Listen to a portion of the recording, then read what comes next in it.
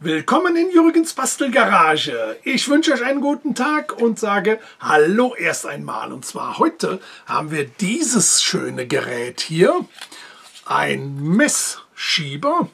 Und wie ich das ganze Teil gebaut habe, das zeige ich euch natürlich jetzt.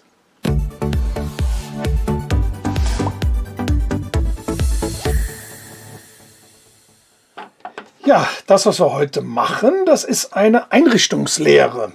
Und zwar brauche ich das Teil hierfür. Wenn ich jetzt zum Beispiel in diesem Holz hier oder an diesem Holz in 3 cm Entfernung, ich mache da mal gerade einen Strich. So.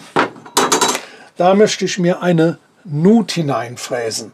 Und die soll hier vom äußeren Rand bis hier an den Anschlag soll die äußere Kante 3 cm sein, hier außen.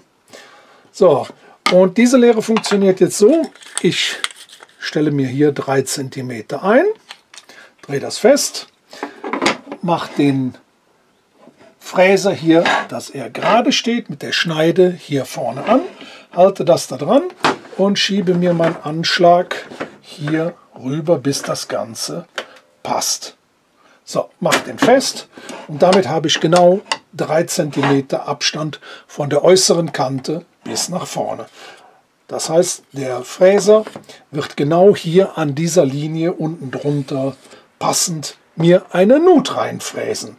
Wofür man das natürlich auch schön brauchen kann, das ist hier an der Tischkreissäge, um die Höhe des Sägeblattes einzustellen.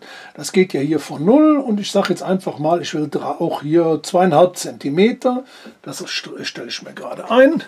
Da habe ich jetzt 2,5 cm eingestellt, stelle das Ganze hier drauf und fahre das Sägeblatt raus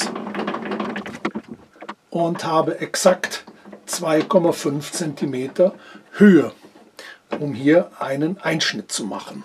Und dieses Teil wollen wir heute mal bauen. Fangen wir zunächst hiermit an. Das ist ein Stück aus einem alten Schrank. Das ist Weißbuche, also ein schönes, hartes und eigentlich auch schönes Holz. Muss nun natürlich nur geschliffen werden.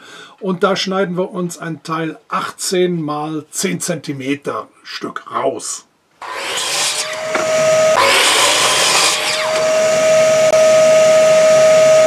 Hier haben wir jetzt das Stück Holz. Ich habe jetzt hier 2 cm, also 20 mm eingezeichnet. Das male ich jetzt erstmal hier unten einen Strich, 2 cm. Dann stelle ich mir das Streichmaß auf 3,5 cm, also 35 mm. Mache mir hier eine Linie entlang. Das hier schneiden wir jetzt einmal hier ab. Das gibt die rechte und das hier die linke Seite. Also schneiden wir das der Länge nach einmal durch.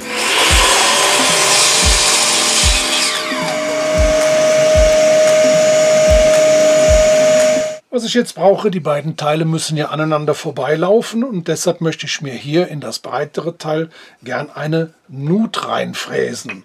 Mein 8 mm Fräser ist aber leider zu hoch. Ich bekomme den nicht tief genug runter. Deshalb habe ich mir jetzt hier ein Stück Holz genommen, ein doppelseitiges Klebeband drauf, ein Loch vorher reingemacht, sodass das genau da drüber passt. Klebe das fest und jetzt habe ich hier meine, ich glaube 3 mm, die ich in dieses Holz hier hineinbohren möchte, damit das hier passt. Machen wir das mal so und fräsen das damit.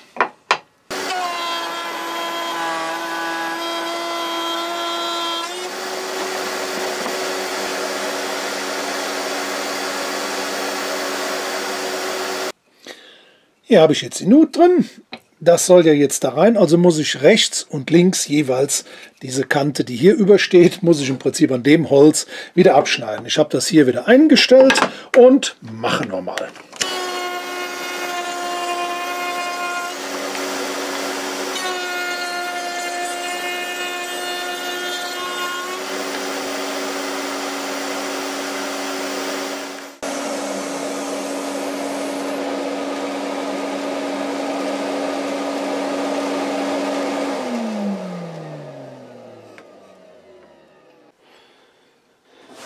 So, dann gehe ich jetzt von der anderen Seite aus und mache hier in 1 cm Abstand eine Linie. Dann habe ich hier so einen 20 mm Buchenstab und genau hier, wo die Linien sich treffen, mache ich eine schöne Rundung da dran.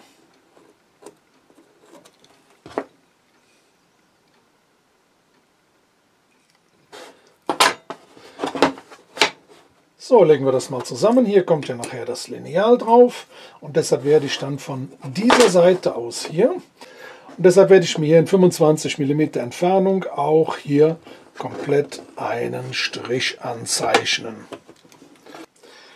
Hier in der Ecke brauche ich wieder meine Rundung, dann nehme ich wieder mal einen 20 mm Stab und zeichne das da an. Im letzten Video, als ich dieses Teil hier vorgestellt habe, hat mir ein freundlicher Kommentator geschrieben, ich soll doch mal wieder die Bandsäge benutzen. Und das werden wir jetzt machen. Wir werden jetzt diese beiden Sachen hier rechts und links jeweils an der Bandsäge raussägen.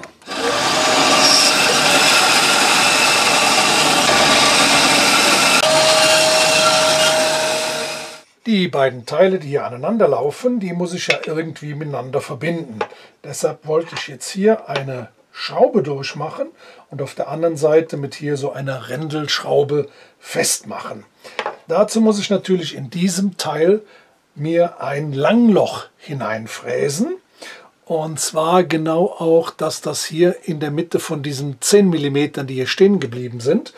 Ich habe jetzt einen 6 mm Fräser hier drin. Und das werde ich jetzt Stück für Stück immer hier durchgehend reinfräsen.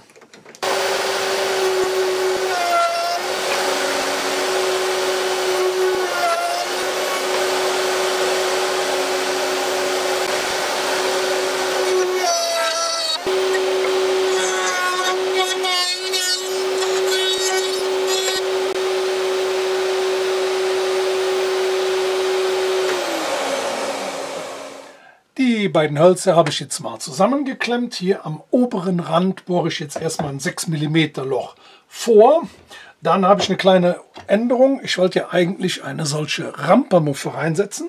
Mache ich aber anders. Ich gucke nur, wo die Mitte ist. Dann bohre ich mit einem 5 mm Bohrer und setze dann mache ich einen 6 mm Gewindeschneider da rein. Und damit machen wir dann die Schraube hinten fest.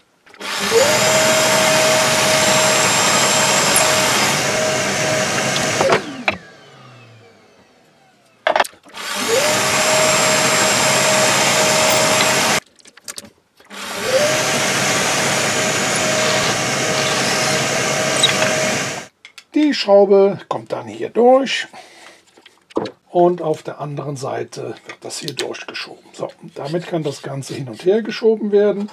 Auf die Schraube hier kommt eine Unterlegscheibe und hier dieser Drehknauf. Und damit kann man schon jetzt eigentlich arbeiten. Man kann das Ganze verschieben. So, und auf der Position, die man braucht, festschrauben. Diese Kanten sind mir ein klein wenig zu scharf, deshalb werde ich die jetzt hier rund fräsen.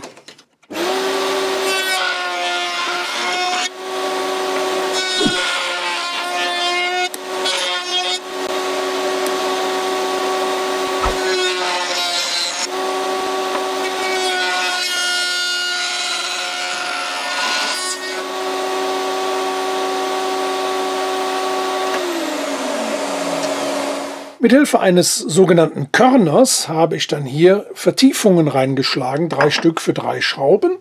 Und meine Schrauben sind 3 x 16 mm und jetzt bohre ich hier ein 3 mm Loch durch.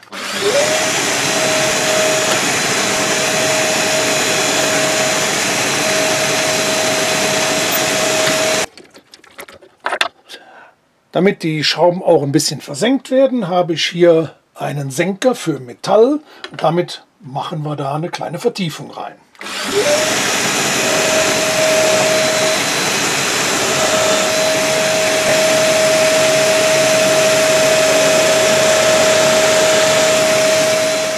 Auf der Rückseite des Messing-Lineals habe ich mir doppelseitiges Klebeband drauf gemacht und das wird jetzt bündig hier unten mit der Nullerposition genau hier unten an dem längeren Teil festgemacht. Die Messingschrauben, die ich habe, sind sogenannte Schlitzschrauben. Hier habe ich jetzt Kreuzschrauben, die lassen sich leichter reindrehen mit der Maschine, deshalb bohre ich die hier mit vor.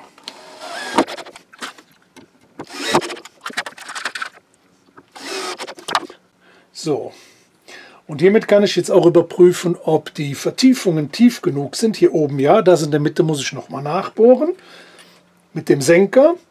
Und dann werden von Hand dann diese Messingschrauben da reingedreht.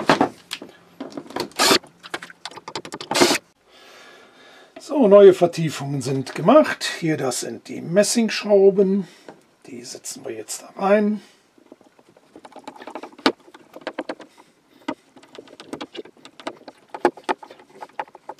Ein kinderleichtes Gerät, sehr, sehr schnell und einfach zu bauen. Kann man in wenigen Stunden, kann sich das jeder selber bauen. Und also ich habe es jetzt ein paar Mal benutzt. Das ist wirklich optimal, das Gerät. Ich zeige es euch nochmal aus der Nähe. Ich wollte das ganze Teil eigentlich aus Nussbaum bauen. Allerdings muss ich dabei gestehen, ich habe mich nach den Preisen erkundigt und bin fast umgefallen. Das ist dermaßen teuer geworden, das Ganze. Das ist unbezahlbar. Aber das hier, denke ich, das ist doch auch ganz schön. Wie gesagt, funktioniert erstklassig und mal wieder ein neues Jig aus der Bastelgarage. Vielen Dank für eure Aufmerksamkeit. Ich freue mich darauf, euch beim nächsten Mal wiederzusehen. Sage ciao, bis demnächst. Gruß, euer Jürgen.